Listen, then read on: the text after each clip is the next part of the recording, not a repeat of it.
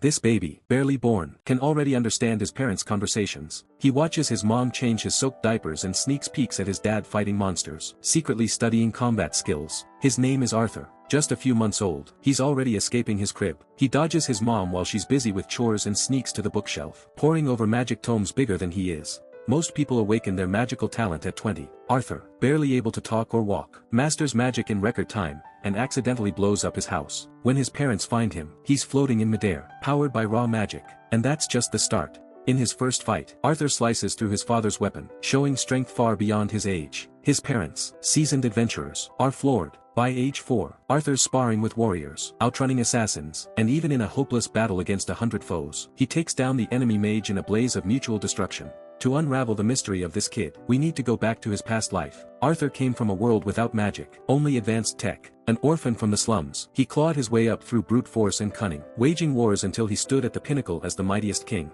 But that life was brutal, constantly dodging assassins. Arthur found death a relief. Reborn in this new world as a newborn, he thought it was a dream, until he noticed something wild. His parents wield magic, a power he'd never seen.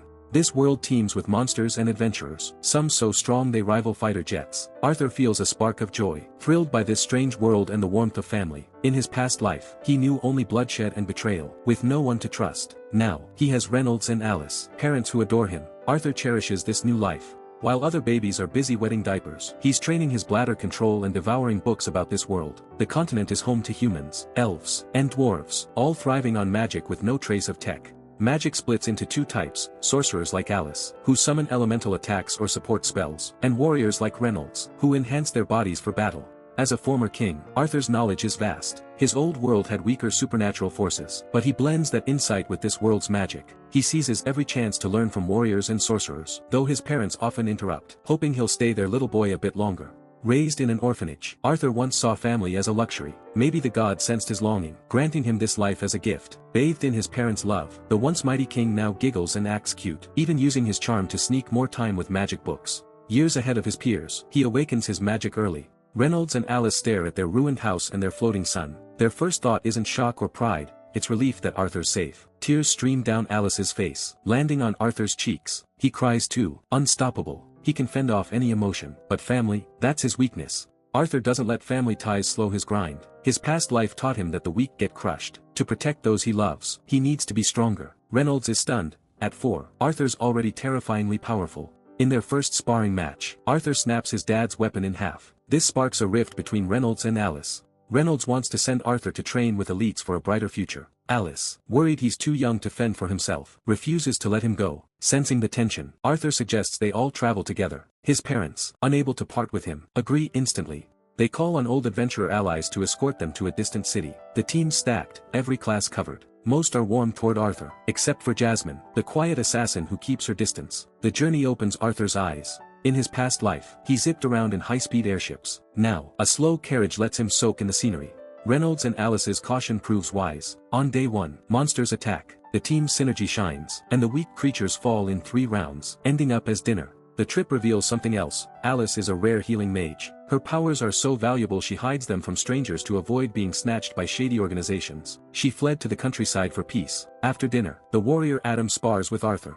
Everyone, except Reynolds and Alice, is floored by Arthur's talent. Jasmine, intrigued by his techniques, starts pestering him to study his moves. From then on, Arthur trains under the team's guidance, sharpening his swordplay and battlefield tactics. On his birthday, Jasmine gifts him a short dagger with a rope tied to the hilt. Arthur can tether it to himself and throw it for long-range attacks. Hours later, that dagger becomes his lifeline. As they prepare to move out, Arthur notices Alice looking queasy. He recalls her poor appetite on the road and grows worried. Then, real trouble hits. A massive bandit gang surrounds them, demanding women and children while vowing to slaughter the men. One-on-one, Arthur's team is stronger, but the bandits' numbers seem endless. The group faces a grim reality. Constant fighting drains their stamina, and they can't outlast the horde. Worse, the bandit leader joins the fray. Reynolds forbids Arthur and Alice from helping. His next words shake Arthur to his core. Alice is pregnant. Arthur must get her and the unborn baby to safety. Now it clicks. Alice's nausea was morning sickness. Reynolds sacrifices himself, holding off the leader. Jasmine and the others clear a path through the bandits. Arthur grabs Alice to flee, but a bandit mage ambushes them. Arthur shoves Alice aside and tumbles off a cliff. In his final moment, he hurls Jasmine's dagger, the rope snaring the mage, dragging them both to their doom. the world goes silent. Arthur can't hear Alice's screams. Tears stream down his face. He doesn't fear death, only leaving his parents and the sibling he'll never meet. He clings to this hard-won happiness, desperate to hold on. When Arthur comes to, he's in a strange cave. A massive creature looms before him. He attacks, but she swats him away effortlessly. Thankfully, she's not hostile. She gathers fruit, insisting he eat before asking questions. Munching, Arthur learns her name, Sylvia. She shares good news, his parents escaped safely. Tears fall as Arthur thanks her sincerely. Sylvia explains she's bound to the cave, using magic to monitor the outside. The area crawls with monsters and bandits, so she needs time to prepare a teleportation spell for Arthur. Beyond that, she's tight-lipped, her identity a mystery. Sylvia shows off a jaw-dropping skill, casting spells while gathering magic, boosting her endurance in battle. Arthur begs to learn, eager to wipe out his enemies. Sylvia flicks him away, unimpressed by his answer. Under her guidance, Arthur gains clarity. In his past life, he was a king, but Parliament ran the show. He was more a general, waging wars until he burned out and abdicated. Now, he knows why he fights. Power is a tool to protect loved ones, not a weapon for rage or revenge. Pleased with his growth, Sylvia takes him as her disciple. Meanwhile, a creature resembling Sylvia slays a dragon. Sensing danger, Sylvia hides Arthur in a rock pile, warning him to stay quiet. A massive beast storms the cave, attacking. Sylvia unshackles her true form, a dragon, and fights with all she's got. But the enemy's stronger and spots Arthur. Sylvia triggers her ultimate ability, Time Stop. She hands Arthur a dragon egg and a feather, etching a strange tattoo on his arm. In her final moments, Sylvia calls Arthur by his past life name, urging him not to let darkness consume him again. Arthur has a million questions, but time's up. He has to go. Not everyone's as kind as Sylvia. When time resumes, the enemy unleashes a brutal assault. With her last strength, Sylvia detonates the cave. Teleported away, Arthur's face is soaked with tears. Suddenly, a girl's scream pierces the air. He forces his grief aside, snapping to high alert. With a quick spell on his ankles, he leaps onto a high branch. Arthur soon spots the source. A group of slavers has captured an elf girl. Having been separated from his parents during a bandit attack, Arthur knows he could have ended up enslaved like her, but he refuses to let fear take over. Channeling Sylvia's teachings, he calms himself and trails the slavers, waiting for a chance to act. Night falls. Arthur deliberately hurls a stone at the slavers' mount, luring one enemy to investigate alone. In a flash, he kills two of them. The third dodges a fatal blow and shouts a warning to his comrades. The fourth slaver, the strongest, gives Arthur no edge in the fight's early moments. After several brutal close-quarters exchanges, Arthur nearly gets caught, but as the mightiest king in his past life, his battle-honed instincts kick in. With a masterful display, he takes down all his foes. Arthur frees the elf girl, learning her name is Tesha. She was snatched by slavers while playing. Ever considerate, Arthur covers the slavers' bodies with cloth to spare the young elf trauma. Though he planned to search for his parents, he can't leave Tesha to fend for herself. Especially after Tesha risks attack to free the slaver's mount. Her kindness convinces Arthur to play the hero and escort her home. Arthur passes on the compassion Sylvia showed him. Some people uphold kindness without expecting reward. Tesha can be a bit spoiled at times, and Arthur, despite being only 4, feels exasperated. He longs to reunite with his family but spends precious time in this strange forest. Still, he swallows his impatience, treating Tesha like a patient older brother. Nights are the toughest. The forest teems with danger, and Arthur, exhausted from the day, must stay vigilant. Awkwardly, Tesha loves to chat, revealing that elves view humans poorly. Arthur brushes it off, a mistake that nearly costs him his life. Crossing mountains and waterfalls, Arthur struggles to keep going, often carrying Tesha on his back. Exhaustion pushes him to his limit, and a sharp chest pain begins to plague him, growing more frequent until it strikes every few hours. At his weakest, the slaver's mount suddenly reappears. Arthur, too drained to fight, braces for the worst, but the creature means no harm. It brings food as thanks. That night, Arthur eats roasted meat, his mood heavy. Without this meal, they might have starved. His worries aren't baseless. Tesha's attempt at foraging yields only poisonous mushrooms. Thankfully, the poison only causes diarrhea, or this show might have ended at episode 4. Arthur, who survived bandits, feels like Tesha's antics might be the death of him. Overwhelmed by fatigue, he falls asleep without keeping watch for the first time. The good news, just as his body hits its breaking point, they reach the entrance to the Elven Kingdom. Tesha is thrilled. Arthur's expression, however, is grim. The moment he steps into the Elven Kingdom, soldiers arrest him, branding him an intruder and preparing to execute him. He looks to Tesha for help, but her strange expression sends a chill through him. In that instant, Arthur's haunted by memories of betrayal from his past life. He suspects Tesha, like other elves, despises humans and has discarded him now that he's served his purpose. Chaos erupts. Tesha frantically stops the soldiers from killing Arthur, and her family appears. Arthur is stunned to learn her parents, Alduin and Miriel, are the Elven King and Queen. The most formidable figure is Tesha's grandfather, Virion. His reason overrides his hatred of humans, and he halts Alduin's order to execute Arthur, insisting on investigating what happened between Arthur and Tesha. Arthur senses that with Virion present, he might escape death. As he follows Tesha for questioning, he encounters the Elven Kingdom's architecture, and its hostility. The long-standing war between elves and humans leaves Arthur in a precarious spot. He's also puzzled by Tesha's odd expression when he faced execution. Then, his chest pain flares again. Arthur's troubles pile up, he worries for his parents, his health, and the looming Elven investigation. Thanks to Tesha's vouching, tensions ease slightly. Arthur, ever polite, recounts how he was separated from his family and saved Tesha from slavers. Cautiously, he omits his encounter with Sylvia. The problem? The elves, seeing Arthur as a mere child, doubt he could defeat slavers. Only Virion remains neutral. Alduin, steeped in anti-human prejudice, stays wary. When Arthur asks to be sent back to the human kingdom, Alduin refuses, dismissing the debt owed for Tesha's rescue.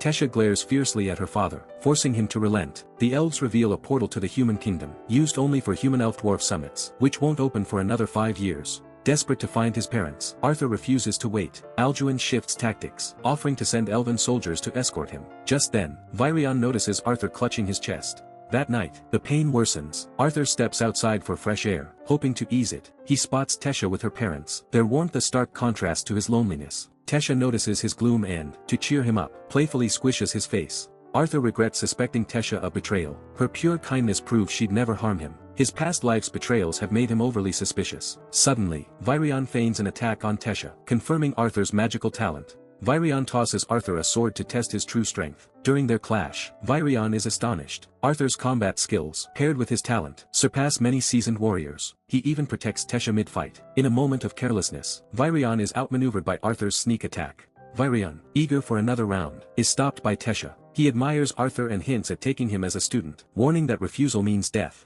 Arthur collapses, his mind conjuring another version of himself. Tormented by pain, a mysterious beast looms ahead. But before he can make sense of it, Tesha wakes him. Tesha, worried for his health, shares news. Virion wasn't threatening him but insisting he stay in the Elven Kingdom for treatment. Meanwhile, Virion argues with Alduin. Elven tradition forbids humans from staying long, but Virion is adamant. He plans to take Arthur to an old friend. On the way, Virion thanks Arthur, noting that Tesha smiles more with him. As the kingdom's sole heir, Tesha was betrayed by friends at a young age. Arthur realizes she hides her pain behind her cheerful facade.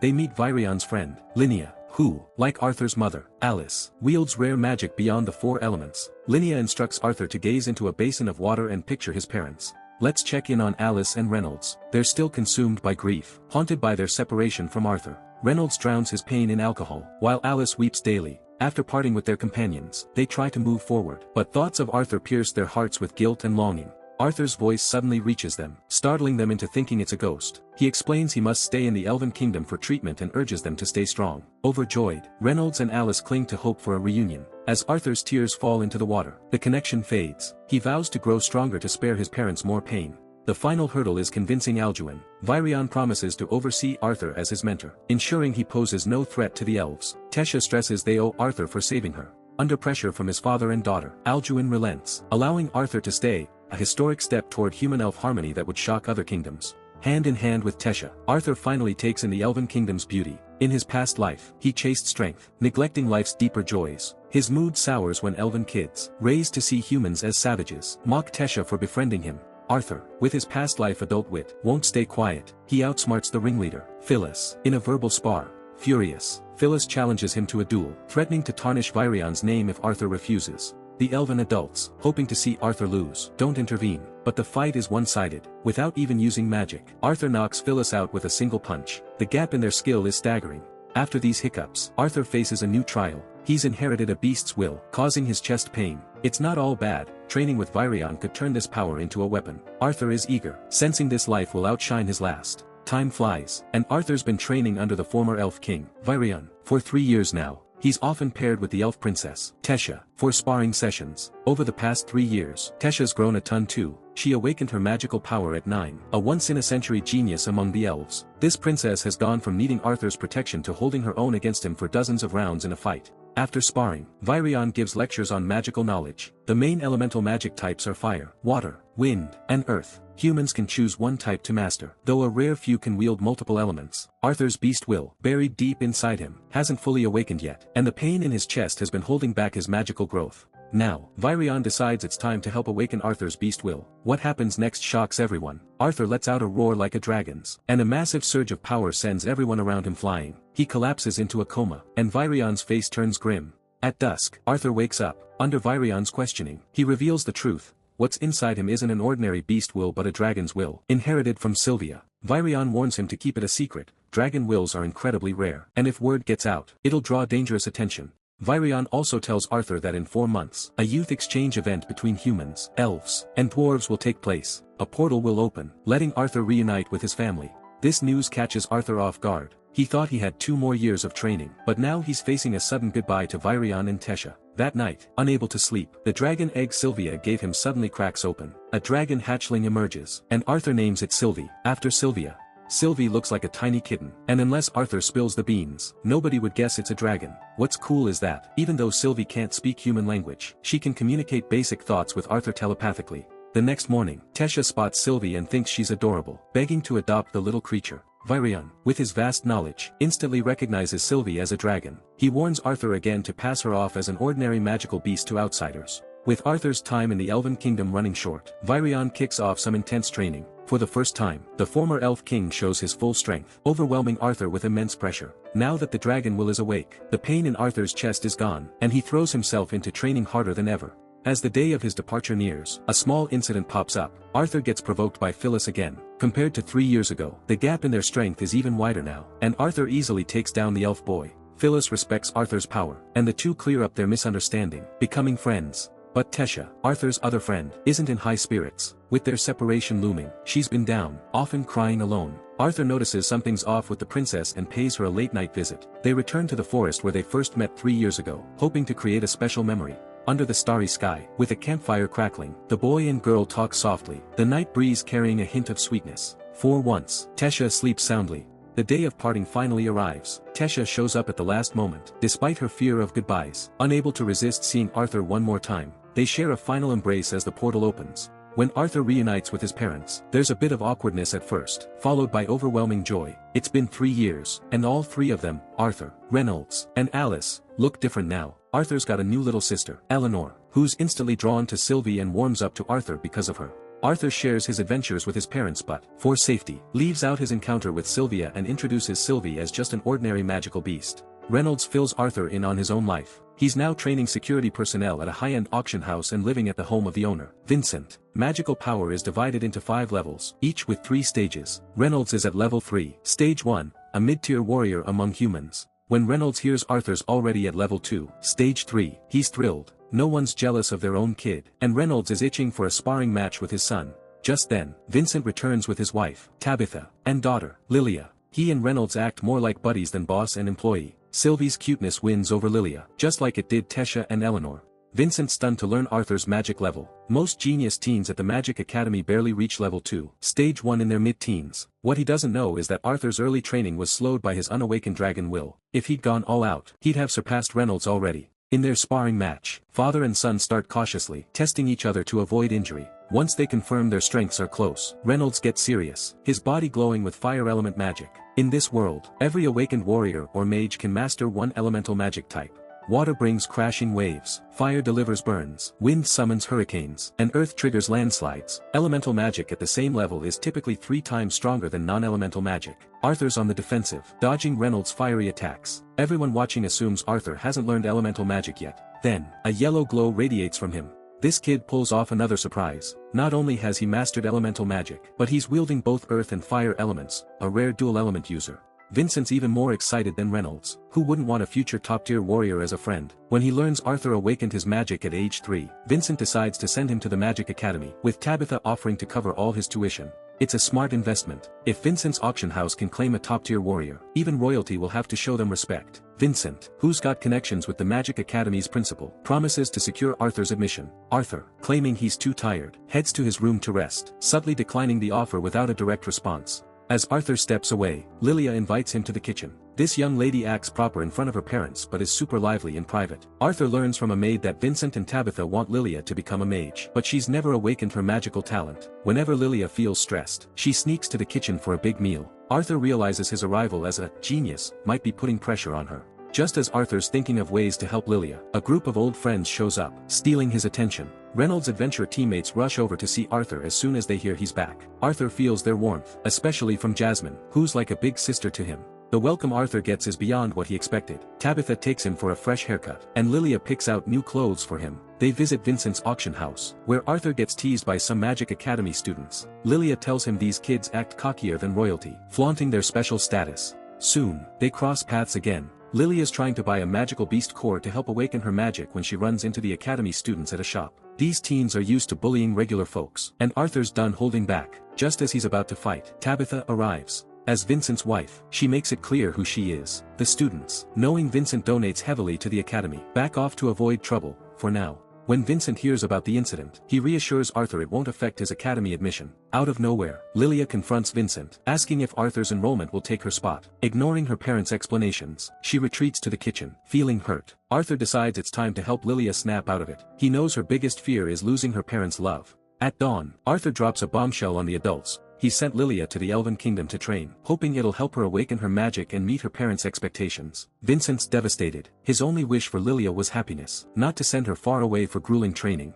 After Vincent pours his heart out, Lilia suddenly appears. It was all part of Arthur's plan to clear up the misunderstanding between father and daughter, helping Lilia see how much her parents love her. Next, Arthur moves on to his next plan. Using his training experience from the Elven Kingdom, he guides Lilia in her practice. Finally, she breaks through her bottleneck and awakens her magic. That night, Lilia heads to the kitchen, not to stress eat, but to celebrate. After a fleeting moment of joy, a new crisis creeps up on Arthur. Vincent throws a grand gala for the auction house's 10th anniversary, and even the royal family shows up in their finest. Arthur's so caught up in the bidding frenzy that it takes him a while to notice Sylvie's gone missing. By the time he realizes Sylvie's caught the eye of the king's personal mage, Arthur tries to talk it out, hoping to bring her back peacefully, but this mage isn't having it. Flush with the royal treatment, the guy's ego is through the roof. He even threatens to kill Arthur's family. That's a line you don't cross with Arthur. His family's everything to him in this life. Rage takes over, and a chilling wave of killing intent sweeps the auction hall. By the time Arthur snaps out of it, the place is in chaos. He figures that raw menace would make the mage back off, but things spiral in a way he didn't expect. The mage manipulates the king, trying to force a deal to take Sylvie. When that fails, he teams up with soldiers and attacks. Arthur's done holding back. He takes down the soldiers in a flash, then unleashes a burst of power, casting a time-stop spell he learned from Sylvia. The mage doesn't stand a chance. Arthur snaps his leg like a twig. Exhausted from pushing his limits, Arthur passes out. When he comes to, he's back in his bedroom. The whole mess somehow ends peacefully. The king fires the soldiers and the mage, blaming them for acting out of line. But there's more to it. The king's also trying to get on Arthur's good side. He doesn't know about the time-stop spell, but Arthur's knack for taking out soldiers in a blink has earned his respect. Reynold initially refuses the king's peace offer. The father is even willing to go to war with the king for his son. Arthur is more rational. He knows full well he's not strong enough to start a rebellion yet. This incident has made Arthur more urgent than ever. He needs to get stronger. Fast. Strong enough that no one in this world can harm his family. Arthur decided to join the Magic Academy to hone his skills. And that's when he met the dean. Don't underestimate this old lady. She's easily among the top 5 powerhouses Arthur has ever encountered. Word of Arthur's talent had reached her through Vincent, and she was here to test the boy's potential. Arthur tried hitting the dean with elemental magic, but none of his attacks landed a scratch. The dean's strength was completely at odds with her appearance. She stood her ground, not dodging a single move, yet effortlessly neutralized every strike. In fact, when Arthur went all out, the dean sent him flying with a single counter. Here's the kicker, the dean didn't wield mainstream elemental magic. She used sound-based magic, a rare type with barely any intel out there. Nobody knows her weaknesses. Despite her overwhelming power, the dean didn't look down on Arthur. She saw his incredible potential and agreed to his request to delay enrollment. Arthur wanted to travel the continent first and join the academy in 3 years when he reached the standard admission age. At first, Alice wasn't on board. She just reunited with her son and wasn't ready to part ways again. This world is crawling with dangers, ferocious magical beasts, treacherous humans, and Arthur was still so young. It made Alice uneasy. Reynolds backed Arthur's decision, which earned him a scolding from Alice. But Reynolds meant well. Hiding at home for safety's sake would only leave Arthur unprepared for real threats. He suggested finding an adult to travel with Arthur, giving him both the chance to explore the continent and some extra protection. After some back and forth, they settled on Jasmine to accompany Arthur. Her skills in scouting and stealth would keep him safe. Before setting off, Arthur found a unique sword in Vincent's treasury, a perfect match for him. The sword came from a mysterious old man, and its quality remains a mystery. Arthur didn't care about the details. As long as the weapon felt right, he was happy. And so, Arthur embarked on a brand new journey. Arthur needs a fresh start to roam the continent freely. On Jasmine's introduction, he uses a fake name to take the Adventurers Guild test. He spots plenty of kids his age, their skills already rivaling grown-up powerhouses. To stay under the radar, Arthur holds back during the test, earning himself a modest B-rank adventurer status. Arthur and Jasmine team up for their first solo mission, but things go south fast when a beast attacks a human. This monster, a freaky mix of bull and boar, gobbles up its prey in seconds. Arthur unleashes the strength he hid during the test, slashing his sword multiple times in a single second to take down the beast. At dusk, Arthur and Jasmine kick back and chat, fighting and living side by side. They're growing closer by the day. Arthur learns Jasmine hails from a big shot family. This tough older sister was branded a failure for lacking fire magic talent, unable to inherit her family's signature spells, bullied and called useless. She became an adventurer to escape that toxic home. Arthur's furious. In his past life, he was mocked as a nobody too, but he clawed his way up to build a kingdom with his own fists. What he doesn't realize is his anger isn't just about shared pain. He's catching feelings for Jasmine without even knowing it. Meanwhile, Tessa's spying on Arthur and Jasmine through a crystal ball. She's on high alert and vows to win back her boy in the next season story. Thanks for watching another anime recap on my channel. Drop a rating in the comments and let me know what you think. There's this classic line I love: a happy childhood can heal a lifetime of pain, but an unhappy one takes a lifetime to mend. Arthur grew up in a brutal world, turning him wary, sensitive, even robbing him of peaceful sleep. It wasn't until he crossed into this new life and met his parents, Reynolds and Alice, that he finally opened up and found kindness. Few people are born cruel, maybe all they're missing is a happy childhood. That's it for this video, catch you in the next one.